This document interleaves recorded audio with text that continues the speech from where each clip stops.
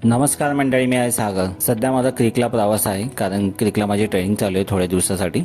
7-8 दिवस चालू असेल. पण माझ्या इथं ऑप्शन होतं बसचं, पण बसचं मला खूप जरा लॉंग कट दाखवतं म्हणून बोलत चला मेट्रोनी जाईल. मेट्रोनी जाऊन थोडं बोटनी जायचं तिथून, आणि तिथून बोटनी गेल्यावरती दुबई मॉलच्या आतमध्ये जायचं ट्रेनिंग माझी. मेट्रोच्या बाहेर आल्यावरती ना थोडं चालायला आहे, पण खूप ऊन आहे. बाजूला या लोकांनी चांगले शेड केलेत म्हणून काय वाटत नाही, पण बेकार ऊन लागतं माहिती आहे. कारण ह्या टायमाला बाहेर पडायचं म्हणजे 11चं टायमिंग होतं, 11 ते 12च्या टायमिंगमध्ये, आणि दुपारीच ठेवलेलं आहे लोकांनी शेड्यूल, म्हणून कंटाळा आलेला खूप जायला. पण काय करणार, आता काय ऑप्शन नव्हतं म्हणून. आज नेमकी मी बॅग नव्हती आणलेली. बॅगेमध्ये माझी बॉटल असते, प्रॉपर खाण्याचं सामान वगैरे सगळं असतं, पण आज सध्या काय घेऊन नव्हतं आलेलो, म्हणून बेकार हालत झालेली. पण काय करणार, आता जाऊ दे. बोटमध्ये इथे शिरल्यावरती तिथे तुम्हाला प्रॉपर सगळं डिटेल दिली जाते, सेफ्टी प्रिकॉशन वगैरे दिलं जातं. यांचं सगळं सिस्टमॅटिकली असतं.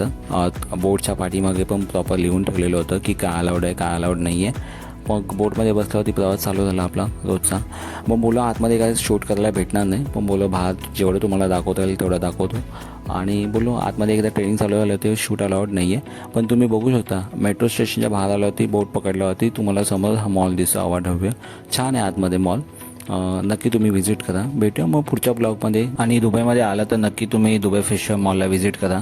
खरंच छान आहे आणि बघण्यासारखं आहे. चला मग भेटूया पुढच्या व्लॉगमध्ये. चलो टाटा, बाय बाय.